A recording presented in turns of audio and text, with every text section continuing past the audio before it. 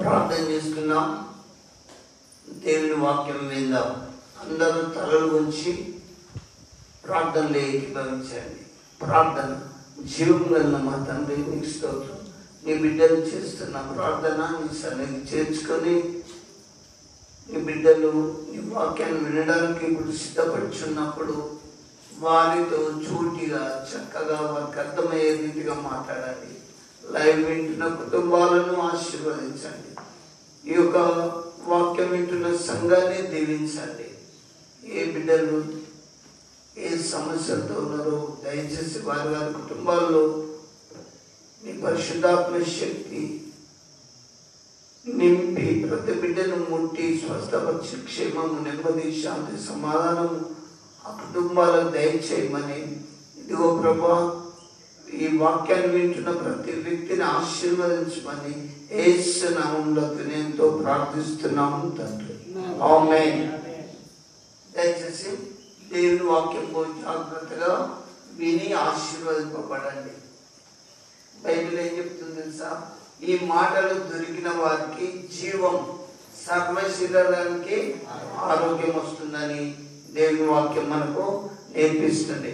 కాబట్టి మీరు దేవుని వాక్యం బహు జాగ్రత్తగా విని ఆశీర్వదింపబడండి. ఎవరు కూడా ఈ అమూల్యమైన సమయాన్ని వ్యర్థంగా మీ ఆలోచనలు అటు పెట్టుకోకండి. ఈ మాటలు దొరికిన వారికి జీవం, సర్వ శరీరానికి ఆరోగ్యం వస్తుంది.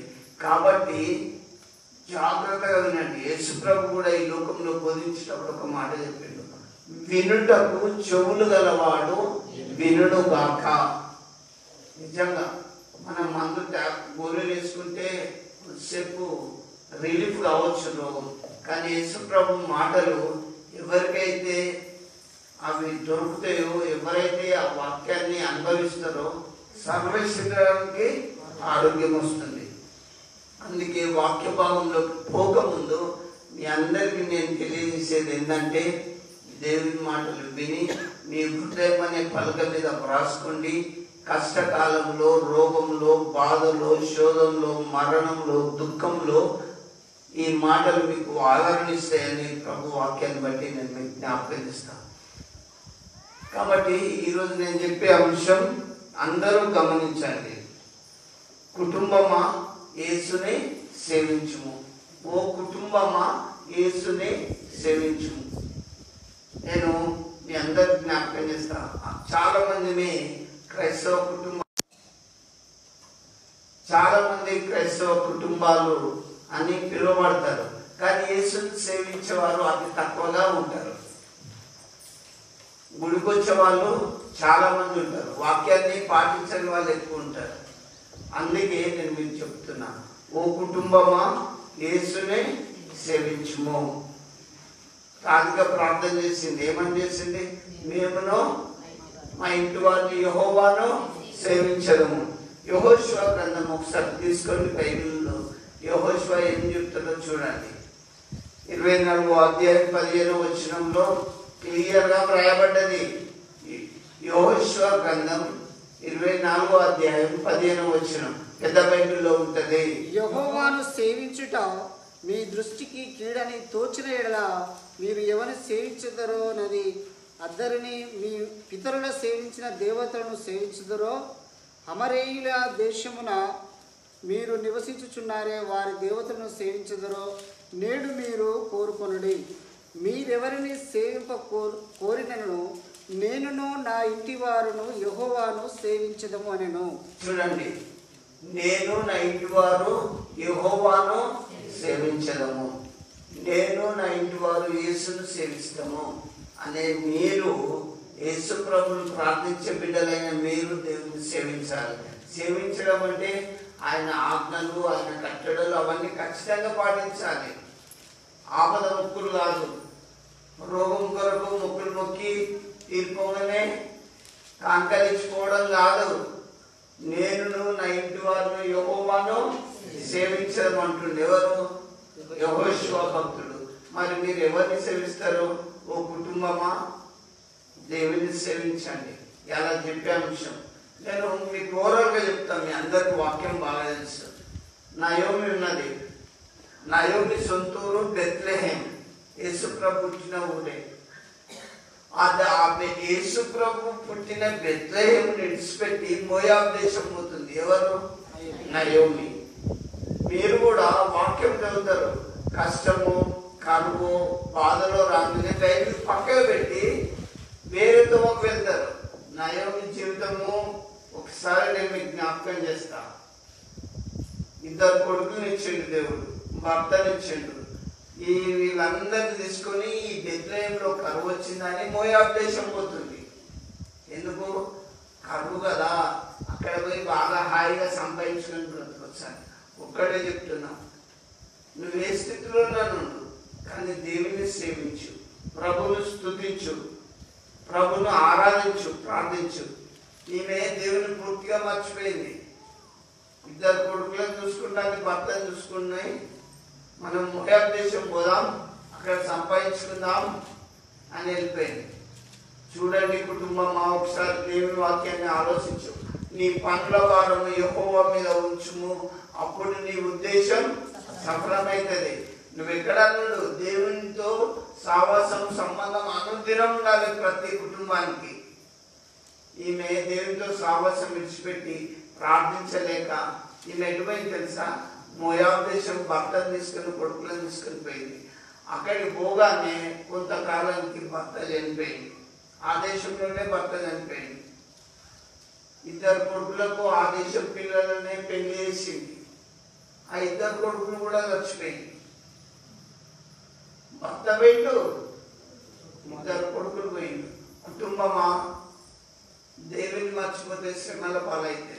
ఓ కుటుంబమా, నీ ఇంట్లో ప్రార్థన లేకపోతే సమస్యలు వస్తాయి. ఓ కుటుంబమా, నీ ఇంట్లో ప్రేమ లేకపోతే రోగాలు కూడా వస్తాయి. నేను కొన్ని కుటుంబాలను మామూలుగా నోటి మాటలతో చెప్తున్నా, మీ అందరికి బైబిల్ తెలుసు కాబట్టి. 2 కొడుకులు పోయిండు, నయోమికి భర్త పోయిండు. ఇప్పుడు ఉన్నది ఎవరు? నయోమి 2 కోడళ్ళు. పెద్ద కోడలు ముద్దు పెట్టింది, ఓర్ప వెళ్ళిపోయింది. చిన్న కోడలు మాత్రం తిరిగి వచ్చింది. తిరిగి మళ్ళీ ఎక్కడికి వచ్చింది? బెత్లెహేం తిరిగి వచ్చింది. ఓ 30 ఏళ్ళ వరకు వచ్చే వరకు అలనాటి 30 ఏళ్ళ కాలం నాటి వాళ్ళు ఇప్పుడు ఉంటారా? ఈమె నయోమి కదా అని అందరూ చూస్తాను. అరే నువ్వు అప్పుడు ఎట్లుంటివి, కొడుకులు భర్త సమృద్ధిగా ఉంటుంది అంటే అప్పుడు ఆమె చెప్పుకుంటాను, నన్ను నయోమి అనకండి, సర్వశక్తుడు నాకు పెద్ద కీడు కలగజేసిండు. దేవుని అడిగిపోయింది. ఏమైనా మోయబోతానని దేవుని వాక్యాన్ని బట్టి మనం అందరం ధ్యానించాలి, ఇంకా తెలుసుకోవాలి. ఆమె అట్లా పోయింది నయోమి. కానీ మనము ప్రతి అవసరత, ప్రతి కోరిక, ప్రతి రోగం కొరకు, మన కుటుంబంలో ఉన్న సమస్యల కొరకు దేవునికి చెప్పాలి. ముందు మనం అనొచ్చు, తప్పు లేకపోతే గురువుతోటి బుద్ధులు ఆడవచ్చు. తెలుసా? దేవా ఏంటి పరిస్థితి అని అడగవచ్చు. ఈమె అక్కడికి పోయి 30 ఏళ్ళ దాదాపు చాలా కాలం తర్వాత బెత్లెహేంకి వచ్చి ఏమంటుంది? నన్ను నయోమి అనకండి, నన్ను మారాన్ని పిలవండి, నేను సమృద్ధి గలదాన్ని వెళ్ళి తిని ఇప్పుడు ఏమైనా రిక్తురాలుగా ఒక్కదాన్ని వచ్చిన. పోయేటప్పుడు భర్త కొడుకులను తీసుకొని సంతోషంగా పోయింది. పోయేటప్పుడు ప్రభువా నా ప్రయాణాన్ని దీవించు అని చెప్పిందా? దేవాలని ఆ దేశం పోతున్నా నా కుటుంబాన్ని కాపాడమని ప్రార్థించిందా? ప్రార్థించలే. నేను మీకు చెప్తున్నా, ఓ కుటుంబమా, నీ పిల్లల కొరకు ప్రార్థన చేయి, నీ భర్త కొరకు ప్రార్థన చేయి, నీకు ఇచ్చిన దాన్ని బట్టి ప్రార్థన చేయి, లేకపోతే కుటుంబాలు ఆగమైపోతాయి. వాక్యాన్ని బట్టి నేను మీకు హెచ్చరిస్తుంది. ఈరోజు నయోమి కుటుంబం ఆలమైపోయింది.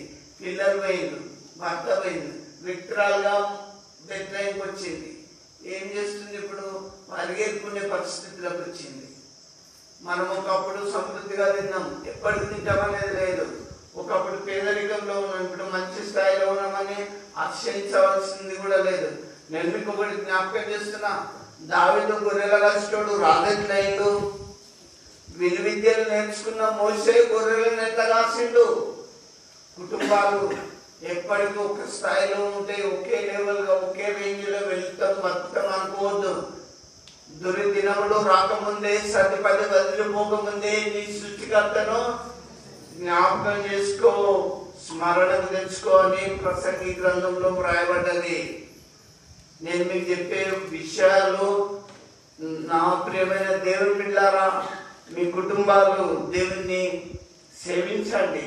అనుదినము మీ పనుల గురించి, మీ బాధల గురించి, మీ రోగాల గురించి దేవునికి అప్పచెప్పండి. ఆయన ఖచ్చితంగా నడిపిస్తాడు. వెంటనే వచ్చింది విక్రాలుగా వచ్చి మరి అప్పుడు దేవుని తెలుసుకున్నది. ఆమె వంశంలోకి వెళ్ళి ఆమె చిన్న కోడలకు రూతుకు పెళ్లి చేసి అక్కడనే తన బంధువుకు పెళ్లి చేసి ఆమె తర్వాత మళ్ళా అదే బెత్లెహేములో ఆశీర్వదింపబడ్డది. నేను మీకు చెప్తున్నా, మీరు దేవుని విడిచి ఏం చేయలేరు. దేవుని ప్రార్థించకుండా మీరు ఆశీర్వదింపబడలేరు. మీరు బైబిల్ చదవండి, చదవచ్చిన వారు.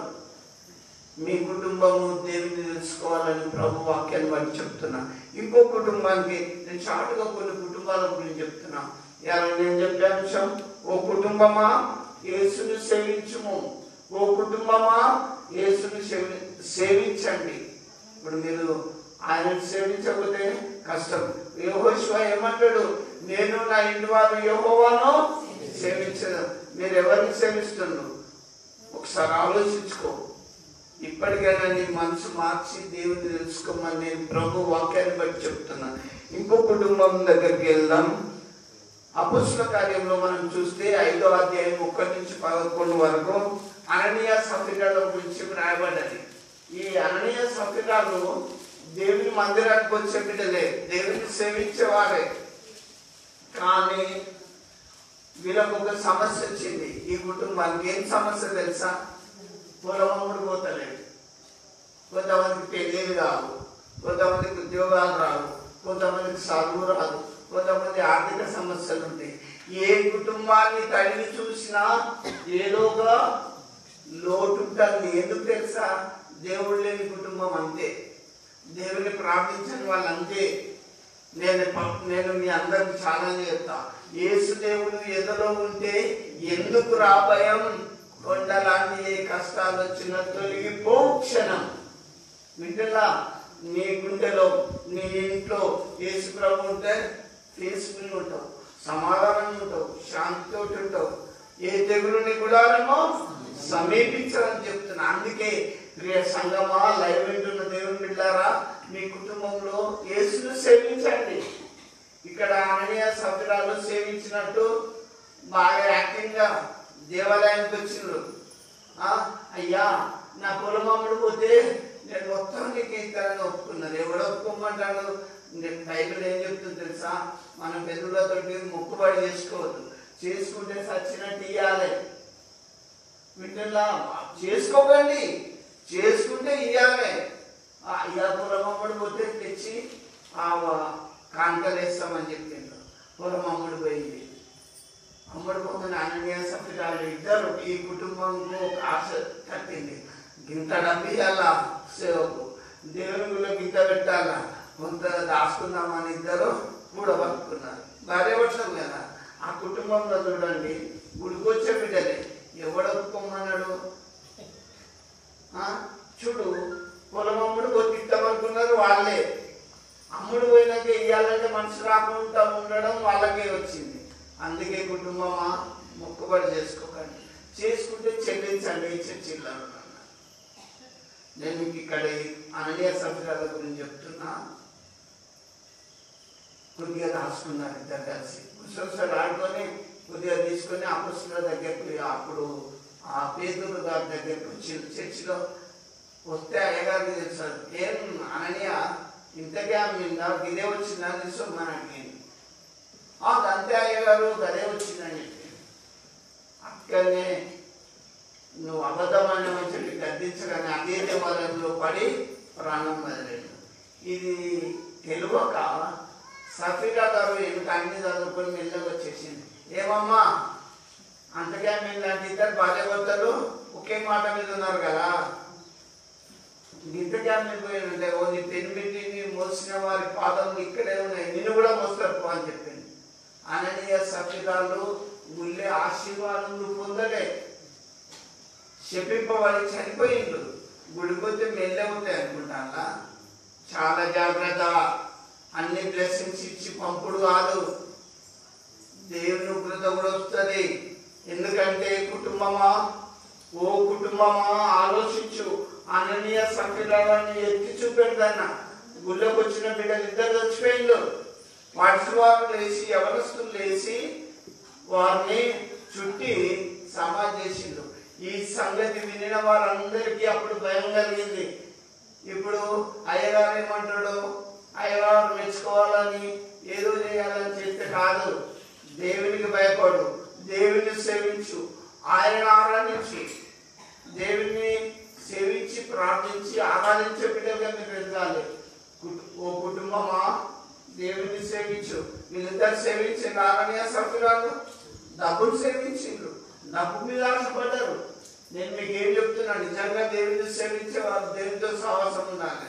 అసలు దేవునితో సహవాసం చేసినప్పుడు జీవితంలో ఏ భయం ఉండదు.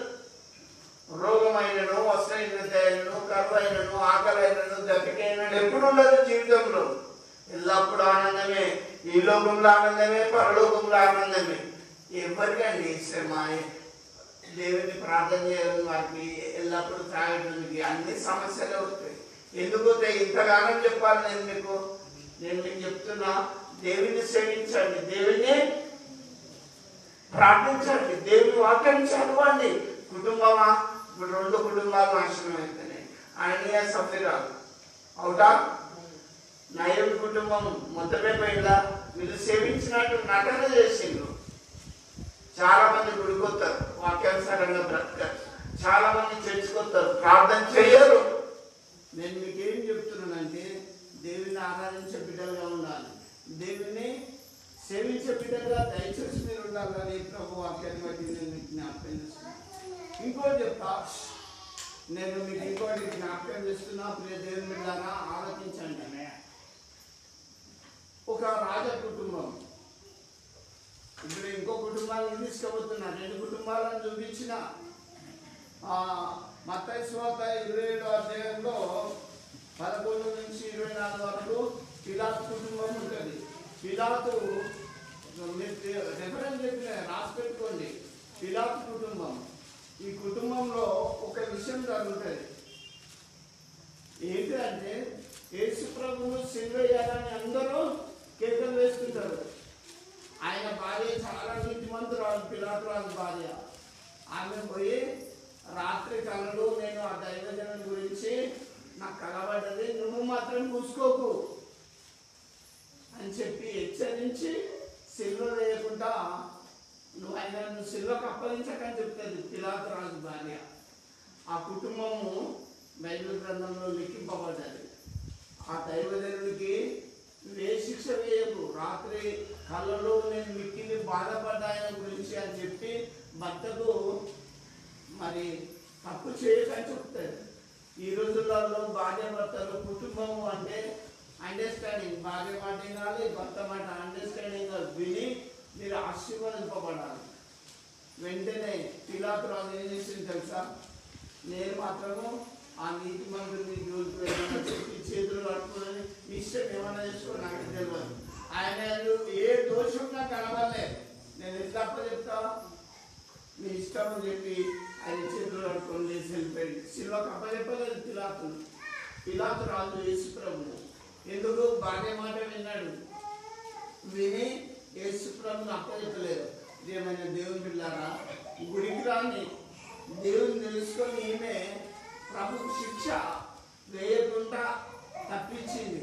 గుడికి వస్తున్నాం మనం, రోజు ఎన్ని మార్లు దేవుని సిల్వకేద్దాం, ప్రార్థన చేస్తున్నాం మనం, రోజు ఎన్నిసార్లు తప్పులు చేస్తున్నాం. ఒకసారి ఆలోచించండి. నేను మీకు చెప్తున్నా, ఓ కుటుంబమా దేవుని సేవించు. వీళ్ళు సేవించటోళ్ళ, రాజ కుటుంబంలో వీళ్ళు ఆరాధించటోళ్ళ యేసు ప్రభువును. కానీ లాస్ట్కు ఆమెకు ఆయనకు సిలువ వేయకు, నేను రాత్రి కలబడ్డది నాకు, ఆయన నీతిమంతుడు, ఆయన జోలికి పోకు అని భర్తకు బుద్ధి చెప్తున్నది. నేను మీకు చెప్తున్నా, అనవసరమైన వాటిలలో మనం తలదూర్చి పాపం తెచ్చుకోవద్దు. కుటుంబానికే శాపం అవుతుంది. ఈమె మరి ప్రభు సిల్వకు వేయకుండా భర్తకు బుద్ధి చెప్పింది పిలాతు రాజు భార్య. చాలా నీతి మంత్రాలని నేను ప్రభువులను చెప్తున్నా. మీరు అలాంటి బిడ్డలుగా దేవుని వైపు తిప్పవలసిన భారం క్రైస్తవ కుటుంబం మీద ఉన్నది. సరే, ఇంకొక కుటుంబం కాడికి నేను తీసుకోవచ్చు. ఇప్పుడు ఎన్ని కుటుంబాల గురించి చెప్పినా? ఇంకో కుటుంబం అది ఎట్లుందో చూడండి. యోబు గ్రంథం 2వ అధ్యాయం 6 నుంచి 10 వరకు చదివితే మీకు అర్థమవుతుంది. యోబు గ్రంథం 2వ అధ్యాయం 6 నుంచి 10 వరకు చూస్తే అందుకు యెహోవా అతడు నీ వశములో ఉన్నాడు, అతని ప్రాణం మాత్రం నీవు ముట్టవద్దని సెలవించాను. కాబట్టి అపవాది యెహోవా సన్నిధి నుండి అరికాలు మొదలుకొని నన్నెత్తి వరకు బాధలు కురుకులతో యోబును కొట్టెను. చూడండి, ఈ యోబు చాలా నీతిమంతుడు. బైబిల్ గ్రంథం చదివితే యోబు న్యాయవంతుడు, నీతిమంతుడు, భక్తిపరుడు. కానీ సైతాను ఆయన దగ్గరికి పోయి ఆ కుటుంబంలో యోబుకి ఏం చేసింది? అరికాలు మొదలుకొని, చూడండి ఇక్కడ అరికాలు మొదలుకొని నడినెత్తి వరకు బాధగల కుటుంబంతో యోబును వచ్చేసింది. కుటుంబం ఆ సైతాన్ని దిక్కదు. నేను చెప్తున్న ప్రభు వాక్యాన్ని బట్టి చాలా మంది కుటుంబాల్లో సాతాను ఎంటర్ అవుతాడు. చాలా కుటుంబం సాతానుకు నువ్వు అవకాశం ఇచ్చినావు అనుకో, కుటుంబాన్ని ఆగం చేస్తాడు. అది రాకుండాట్లు మీకు చాలా ప్రార్థన ఉండాలి, ఇంట్లో పాటలు ఉండాలి, దేవుని మాటలు ఉండాలి. అట్లుంటే సాతాను రాడు. దానికి వచ్చేసి చూసి అటే వెళ్ళిపోతాడు. ఇక్కడ యోబు న్యాయవంతుడు, నీతిమంతుడు. కానీ దేవుని దగ్గర సెలవు తీసుకొని వచ్చింది. సెలవు తీసుకొని యోబు కుటుంబంలోకి వచ్చి అరికాలు మొదలుకొని తల వరకు బాధగల పుట్టులతో యోబును ముచ్చిపడేసింది. ఇప్పుడు నేను ప్రభు వాక్యాన్ని బట్టి చెప్తున్నా, ఇక్కడ ఉన్న క్రైస్తవ కుటుంబాల్లో చాలా కొంతమందిలోనైనా సైతాన్ శక్తులు రాంటొస్తాయి. ఇప్పుడు ఆశ్చర్యం ఏమీ లేదు. ఎందుకు చెప్తున్నానంటే ప్రియ దేవుని బిడ్డలారా, సాతానుకు అవకాశం ఇవ్వకండి, అపవాదిని ఎదిరించండి, వాడు మీ యొద్ద నుంచి పోతాడు. కుటుంబాలు దేవుని సేవించిన కుటుంబాల్లో యోబు సేవించాడు. కానీ యోబు ఇంటికి పోయింది, పర్మిషన్ తీసుకొని పోయింది. పర్మిషన్ తీసుకుపోయినప్పుడు ఏం జరిగింది తెలుసా? ఈ బాధగల కొడుకులు యోబు కుటుంబాన్ని షార్ట్గా చెప్తున్నా, ఒకటే రోజు యోబు అరుణోదయం నుండి లేచి కొడుకుల కొరకు, బిడ్డల కొరకు ప్రార్థన చేసేవాడు రోజు. కానీ ఏం జరిగింది? ప్రార్థన చేసే కుటుంబంలో ఒకటేసారి సాతాను సుడిగాలను తీసుకొని వచ్చి ఆ ఇల్లును కూలగొట్టింది. యవనస్తుల మీద ఆ ఇల్లు పడి కొడుకులు, బిడ్డలు అందరూ ఒకటే రోజు చచ్చిపోయారు. ఈయన ఈ నుంచి బయటకు వచ్చిందో లేదో ఇంకోటి వచ్చి, అయ్యా నీ దుఃఖితేంద్రులు అన్ని 500 జతలెట్లు అన్ని వేరే దేశస్తులు వచ్చి కొట్టుకోబోయాడు. నేను ఒక్కరిని తప్పించుకొని వచ్చిన. అయ్యా ఇంకోటి వచ్చాడు, నీ గొర్రె మీద అందరన్నీ ఎవరో వేరే దేశస్తులు వచ్చి తనుకొని కొట్టుకొని పోయిండు. అందులోకి వెళ్ళిన ఒక్కరిని వచ్చిన. అన్నీ ఆస్తంతా లాస్ అయిపోయింది. ఈ కుటుంబంలో ఎంత బాధ, ఎంత బాధ! ఏ దేవుని సేవించుడే. ఇంకా నేను మీకు చెప్తున్నా, యోబు ఇంటి చుట్టూ దేవుడు కంచె వేసిండు సాతాను రాకుండా. కంచెని సాతాను పర్మిషన్ తీసుకొని తొలగించినప్పుడు ఆస్తి పోయింది. కుటుంబంలో పిల్లలు, యవనస్తులైన బిడ్డలు, కొడుకులు అందరూ చచ్చిపోయింది. అదే కాదు, రోగం అధికారులు మొదలుకొని కూర్చుండలేడు, పండలేడు, నిల్చోలేడు, నడవలేడు. ఇలా ఎక్కడ చూసినా ఒక పెద్ద తీసుకొని గీక్కుంటాను. ఎంత పరిస్థితి! దేవుని ఆశ్రయించిన బిడ్డలు, దేవుని ప్రార్థించే బిడ్డకి ఇంత కష్టం వస్తే నువ్వు కొడుకుపోతావు కదా, నీకెందుకు ఇంత జరిగిందని పక్కన మనం సోదరులాగా కూడా మాట్లాడుతుంది. అయితే ఏమైతుంది? యోబు ఎంత బలమైన మాట అన్నట్టు తెలుసా? యెహోవా ఇచ్చెను, యెహోవా తీసుకుని, యెహోవా నామమునకు స్తుతి కలుగును గాక. నేను వచ్చేటప్పుడు కొడుకులను, బిడ్డలను ఎవరైనా తీసుకురాలి ఈ లోకంకు. ఇంటికి వచ్చినాకనే కదా కన్నది, ఈ లోకంకి వచ్చినాకనే కదా ఆస్తి సంపాదించుకున్నది, ఈ లోకంకి వచ్చినాకనే కదా ఉద్యోగం వచ్చింది, ఈ లోకంకి వచ్చినాకనే, ఇక్కడికి వచ్చినాకనే కదా మనం ఇవన్నీ ఆస్తులు కూడా పెట్టుకున్నది.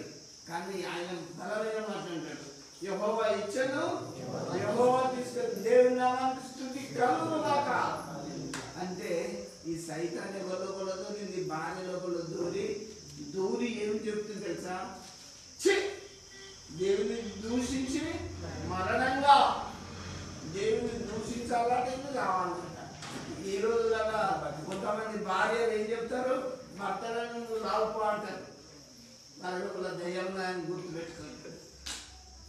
రియల్ చాలా మంది గొడవలైనప్పుడు ఏమంటారు, నువ్వు లావరాదు, నువ్వు ఎందుకున్నావు అనే కాన్సెప్ట్ తోటి మాట్లాడతారు. భర్త స్త్రీకి శిరసైనాడని బయట చెప్తుంది. ఈ యోగు భార్య కూడా నువ్వు దేవుణ్ణి దూషించి మరణంగా అంటది. ఆయన ఏమన్నాడు తెలుసా, నువ్వు మూర్ఖురాలు మాట్లాడినట్టు మాట్లాడుతాను. దేవుడే ఇచ్చినాక దేవుడే తీసుకున్నాడు అని చెప్పాడు. ఈ మాటలన్నీ దేవుడు విని యోగును రెండంతర ఆశీర్వాదంతో దీవించాడు. ఆశీర్వాదం మీరు పొందాలంటే కష్టకాలంలో, రోగంలో, శోధంలో, వేదంలో లాస్ అయినప్పుడు ఒకరినొకరు కించపరచుకోకండి. కుటుంబమా దేవుని వైపు చూడు. యోగు కుటుంబాన్ని చూడు, నయోమి కుటుంబాన్ని చూడు, పిలాతు రాజు కుటుంబాన్ని చూడు. వారి గుడికి రాగలరు. లాస్ట్కు దేవుడికి ఆయన విషయం ఎంత చక్కటి తీర్పిచ్చిందో మీరు ఆలోచించండి. నేను మీకు చెప్తున్నా, గుడికి వస్తూ అన్ని సఫీరులాగా ప్రాణాలు పోగొట్టుకోకండి. ఇక్కడ యెహోవా ఇచ్చాను, యెహోవా తీసుకున్నాను, యెహోవా నామానికి స్తుతి కలుగుగా కానీ స్తుతించి దేవుని సేవించిండు. ఎవరు? యోగు. రెట్టింపు ఆశీర్వాదం పొందిండు. ఒకటి జ్ఞాపకం చేస్తా, ఆ యోగు గ్రంథంలో చూస్తే అతన్ని బిడ్డ వంటి అందమైన కుమార్తెలు లోకంలో లేరట. ఎంత బ్యూటిఫుల్ బిడ్డలను ఇచ్చిండు, కొడుకులను ఇచ్చిండు. ఏందండి, దేవుడు నేను ఆశీర్వదిస్తాడు. అందుకే దేవుడిని సేవించు. ఇంకొకటి కూడా నేను మీకు జ్ఞాపకం చేస్తా. ఆదాము అవ్వలను తీసుకోండి. ఆదాము అవ్వలు ఆ కుటుంబాన్ని దేవుడు చేసింది కదా. మొదటి దంపతులు ఆదామా అవ్వ మంచిగా వద్దు, గుళ్ళకు వచ్చి నిద్రపోతు. వింటుందా? ఆదామా అవ్వ మీరు మంచిగా వద్దు, ఈ రమ్యమైన ఏదంతో అంతా చక్కగా ఏరుకొని తినండి, మీకు ఇష్టమైన తినండి, ఈ ఒక్క చెట్టు పడి తినొద్దని చెప్పారు. దేవుడు చెప్పింది సేవించమని, మంచిగా ప్రార్థించుకొని మంచిగా ఉండమని చెప్తే ఆ సైతాన్ వచ్చి అది తింటే నువ్వు దేవత రావైతావు, తిను, తెంపుకో అని చెప్పింది. సాధారణ మాటే విన్నారు, తెంపుకున్నారు, తిన్నారు, దిగంబర్లు, శ్రేష్టమైన వస్త్రాలు పోగొట్టుకున్నారు. చాలామంది గుడికొస్తారు, దేవుని విలువ తెలుసుకోక, దేవుని వాక్యం విలువ తెలుసుకోక లోకం వైపు చూస్తారు. మామూలు ప్రార్థన ఇది దేని దానికి అంటారు. అట్లా కాదు. ఉంటే ఇటాను, ఉంటే అటాను. నువ్వు వెచ్చని స్థితిలో ఉంటే దేవుడు ఏం చేస్తాడు తెలుసా? ఉమ్మెత్తాడు. లోకం వైపు యేసు వైపు దేవుళ్ళైనా సేవించు. అందుకే యోషువ ఏమంటాడు, మీరు దేవతలను సేవిస్తారా? నేను నా ఇంటి వారిను యెహోవాను సేవిస్తాం. మీరెవరిని సేవిస్తారో డిసైడ్ చేసుకుని అని చెప్తాడు అక్కడ జనాంగానికి. నేను మీకు చెప్పొద్దా? గుడికి వచ్చినప్పుడు దేవుని సేవించడం నేర్చుకోండి. అననీయ సభ్యులు దేవుని సేవించలేదు. ఎవరిని సేవించిండ్రు? డబ్బును సేవించిండ్రు. డబ్బు కావాలి మాకు అనుకున్నారు, దాచుకున్నారు. దేవుని ఉగ్రత పాలైపోయింది. ఇక్కడ చూడండి, ఆదామవ్వలు దేవుని మాట వినకుండా దిగంబర్లై బయటికి వెళ్ళగొట్టబడ్డారు. ఏదంతో ఇచ్చిండ్రా దేవుడు? బయటికి వెళ్ళగొట్టబడ్డారు. దేవుడు నీకు అంత ఆయుష్కారం, ఆరోగ్యం అందించినప్పుడు, బలం ఇచ్చినప్పుడు నీ బలాన్ని దేవుని సేవ కొరకైనా, నీ బలాన్ని, నీ శక్తిని, నీ జ్ఞానాన్ని దేవుని మహిమ కొరకై, దేవుని పరిచర్యలో వాడవాడు. ఏ రీతిగానన్నా నీకు జ్ఞానం ఇచ్చి, నేను ప్రసంగ గ్రంథం చదివేటప్పుడు ఒక వచనాన్ని గుర్తు చేస్తాను మీకు. చూడాలి, గర్భంలో, తల్లి గర్భంలో ఈ ఎముకలు ఎలా పెరుగుతున్నాయి మనిషికి? ఎవరైనా చెప్పగలరా? గాలి ఏ దిక్కుని చెడిపోతుంది ఎవరైనా ఆపగలరా? చూడండి, దేవుని మహిమ ఎంత ఉంటుందో. తల్లి గర్భంలో ఈ మొక్కలు, ఈ తిండి మొక్కలు, ఈ తిండి ఎట్లా జాయిన్ చేసి పెట్టిండు. మనిషి పుట్టిందే ఆశ్చర్యకరం. ఆ సృష్టికర్తను తెలుసుకోవాలి. ఇంకా దేవుడిని తెలుసుకోలేకపోతాను. నా బలం, నా జ్ఞానం, నా తెలివి, నా విద్య, నా సంపాదన. ఒరే వెళ్ళివాడా, నువ్వు సంపాదించిన ఎవరిని పాడైతే దేవుడు అంటే ఏం చెప్తారు? అందుకే దేవుడు తెలుసుకో కుటుంబమా, దేవుని పిల్లారా, కాలం సమయం దగ్గరకు వస్తుంది. లోకం వైపు చూడకండి, యేసు వైపు చూడండి, దేవుని సేవించండి. వెళ్ళగొట్టబడ్డారు, మళ్ళీ దేవుని యొక్క ఉపయోగపడి కష్టకాలం చెమటొచ్చి తినిపోవని దేవుడు చెప్పింది. ఆదాం కష్టపడి ముళ్ళ తుప్పలు అన్ని కొట్టుకొని మంచిగా తినమన్నప్పుడు అర్థమైందా? దేవుని సేవించినప్పుడు ఆదామా ఫ్రీగా తిను, జలచరాలు తిను, చేపలు తిను, నువ్వేదైనా తిను, ఇవన్నీ పనులు చెప్పుకొని తిను, నా మాట నువ్వు పాటించు, ఇది ఒక్కటి తినవు, ఇది తినడం నష్టం అని చెప్పిండు దేవుడు. ఉదాహరణ పోయి తెచ్చుకొని తిని పాపంలో పడ్డాడు. గుడికి వస్తున్న నీవు బిడ్డలారా, దేవుని బిడ్డలారా మరీ మరీ చెప్తున్నా, వాక్యాన్ని ఫాలో అవ్వండి. ఇలా ఏం లేకపోతే ఇంకా అర్థం చేయి. ఇరుకులో దేవుడు విశాలత చేస్తాడు. చూడండి, ఏలియాని గురించి చెప్తాను. ఏలియా ఆకలితోటి ఒక బదరి వృక్షం చెట్టు కింద అంటే పండుకున్నాడు సొమ్మసిల్లి ఆకలితోటి. అక్కడ ఏం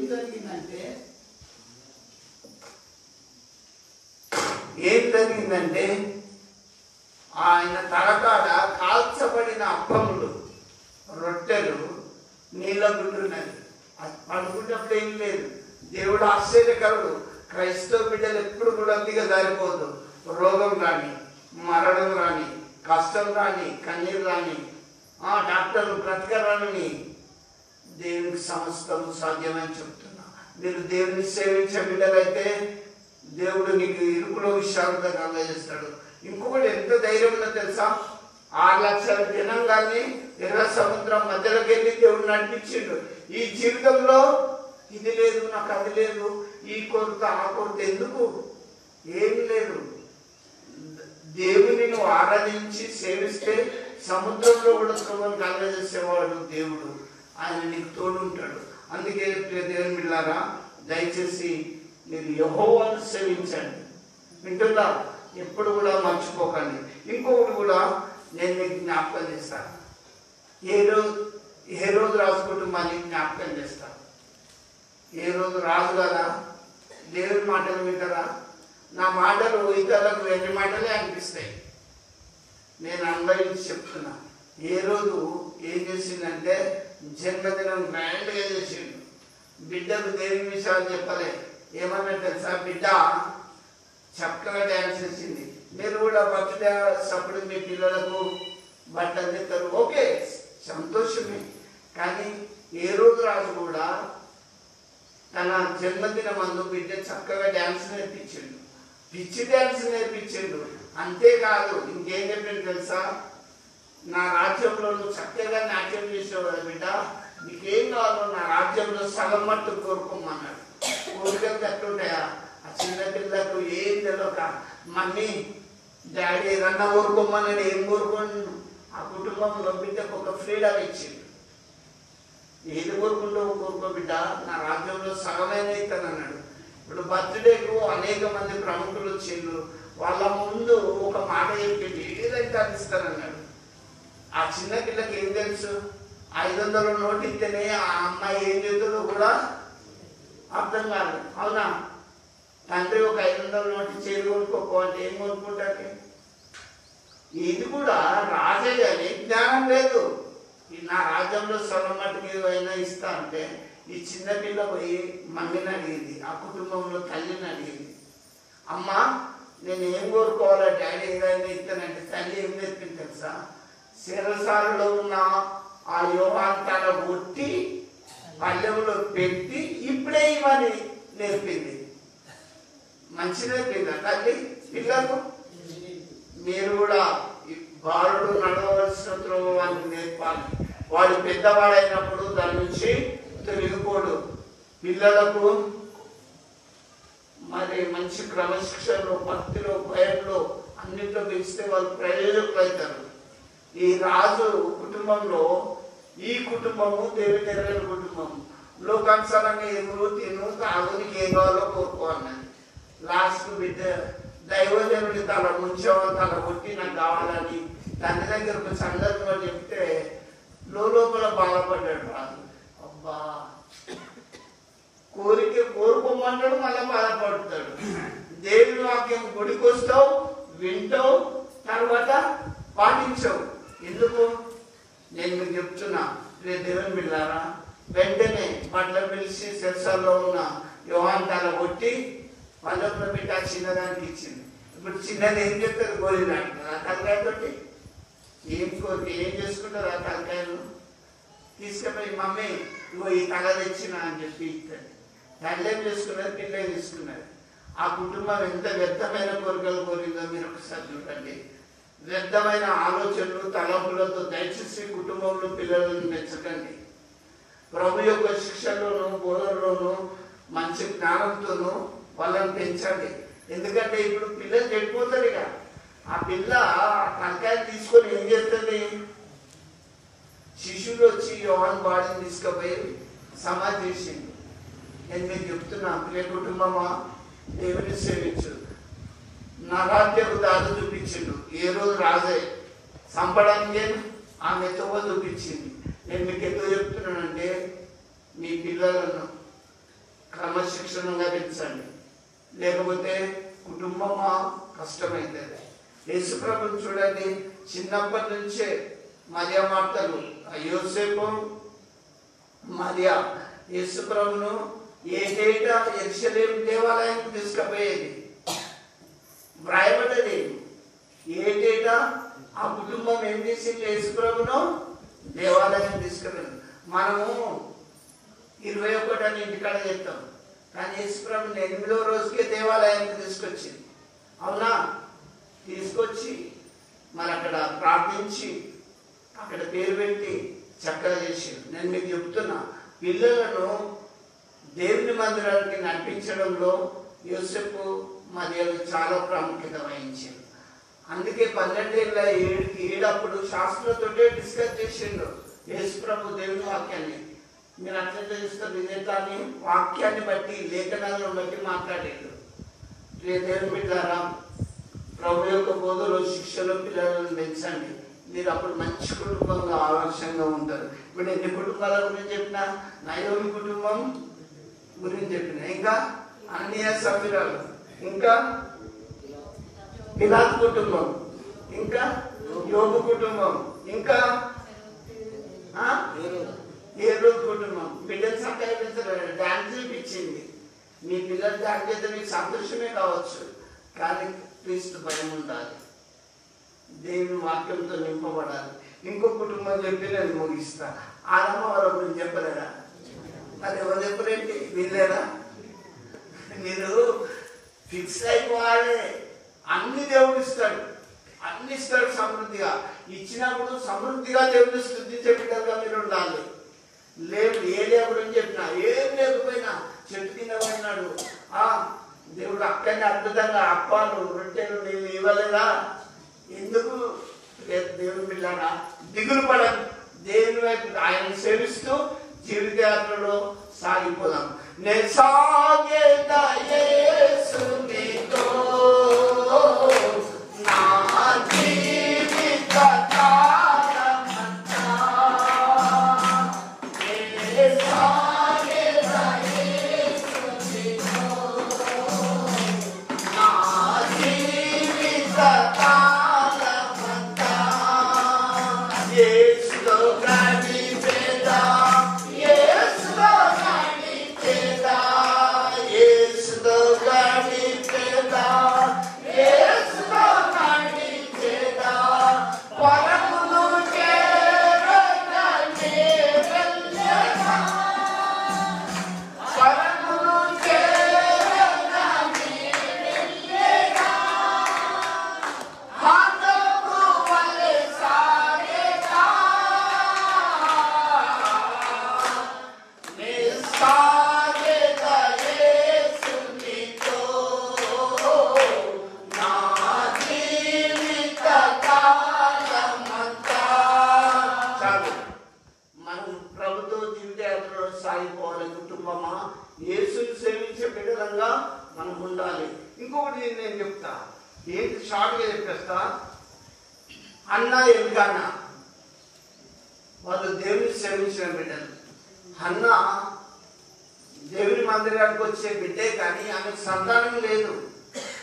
ఆ ఎలుకన్న చాలా ప్రేమిస్తాడు. అన్న ఎందుకు ఏడుస్తున్నావు అమ్మా, 10 మంది కుమారుల కంటే నేను నీకు శ్రేష్టమైన వాడని కాన్నా, లేచి భోజనం చేయ అంటాడు. ఇప్పటి భర్తలు భార్యలు అంటారా? There is no love. అక్కడ క్రీస్తు ప్రేమ లేదు వాళ్ళ లోపల. దేవుని బిడ్డలైతే భార్యలను చక్కగా ప్రేమించాలి. ఈమెకు సంతానం లేదు, ఈమె బాగా ఏడుస్తుంది. ఎవరు? అన్న. సూటిపొట్టి మాటలతో గుడ్రాలు కదా, మీకు పిల్లలు లేరంటే తట్టుకోలేకపోతుంది. దేవుని మందిరానికి పోయి ఆ కుటుంబంలో ఎల్కానా దేవునితో అన్న ఎల్కానా ఏటేట పోయినప్పుడు ఈసారి నేను మాత్రం భోజనం చేయ అని దేవుని సేవించుకుంటూ బాగా ప్రార్థన చేసి ఏడ్చుకుంటున్నది. దేవా, ఒక్క మగపిల్లగా నాకు దయచేయమని ప్రార్థన చేసి దేవుడు ఆమె ప్రార్థన అర్పించను. ఆమె ఎట్లా చేసి తెలుసా? దేవా, నన్ను జ్ఞాపకం చేసుకో, ఒక్క మగపిల్లగాని నాకు దయచేయి, నాకు ఇస్తే ఆ కొడుకు నీ సేవకే ఇస్తా అని అట్లా మొక్కుబడి చేసుకున్నది. అయితే అక్కడ ఉన్న అయ్యగారు మాత్రం చాలా రాంగ్గా మాట్లాడింది. ఏమమ్మా, ఎంతవరకు మధురాలో ఏంటో, ఇంకెప్పుడు తెస్తావు, అందరు పోతానులే అని చెప్తాను. ఆమె, అయ్యా నేను మధురాలను కాదు, నేను నా మనోవేదన దేవుని సన్నిధిలో కుమ్మరిస్తున్నా, దేవునితో నేను సేవిస్తున్నా, నేను ప్రార్థిస్తున్నా అని ఆమె అంతా చక్కగా చెప్పింది. చూడండి, ఏలి ఆమె మధురాలు అన్నాడు కానీ కొడుకులు చేసే తప్పులు తెలుసుకోలేదు. అవునా? నేను మేము చెప్తున్నా, దేవుని సేవించే బిడ్డలు తప్పు చేయరు, తప్పుగా మాట్లాడారు, తప్పుగా అన్నారు. ఆమె మరో 7 వరకు ఒక కుమార్తెగా అన్నది. 2 నెలల వరకు పాల్మరవగానే తీసుకొచ్చి దేవాలయంలో విడిచిపెట్టింది. అంతే. ఇప్పుడు ఆమె ఎవరైనా గుడ్రాలు అంటారా? క్రైస్తవ జీవితంలో, నీ జీవితంలో రోగం కానీ, నొప్పి కానీ, అప్పులు కానీ ఏం దిగులు పడదు. ప్రార్థన చేస్తూ దేవుని సేవించు, కుటుంబమా దేవుడు ఆశీర్వదిస్తాడు. ఇవాళ మనకు కష్టం రావచ్చు. హబక్కుకు ఏమంటాడు? చెరువులోని పైరు పండకపోయినా, గొర్రెలు దొడ్డిలో లేకపోయినా నేను యెహోవా యందు ఆనందిస్తా. మన పంటలు అంటేది ఉంటేది లేకపోతే దేవుల్లో మనం ఆనందించాలి. ఈ పరిస్థితి ఎప్పటికుంటుందా? ఈ ఎండాకాలం ఎప్పటికొస్తుందా? సీజన్స్ మాత్రమే ఉంటాయి. నీ కుటుంబంలో, నీ బ్రతుకులో, నీ జీవితంలో రోగం ఉండదు. దేవుడు నీ మంచి ఉన్నత స్థాయికి తీసుకుపోతాడు. నువ్వు యేసును సేవించు, యేసును ప్రార్థించు. దేవుడు నా లైవ్ వింటున్న కుటుంబాలను సమృద్ధిగా దీవించుకున్నాడు. వింటున్న మిమ్మల్ని అందరినీ దేవుడు ఆశీర్వదించుకున్నాడు. మీ కుటుంబాలన్నీ దిగి రాజ్యం వరకు ఆశీర్వదింపబడాలని ఆశిస్తూ క్లుప్తంగా ముగిస్తున్నాను.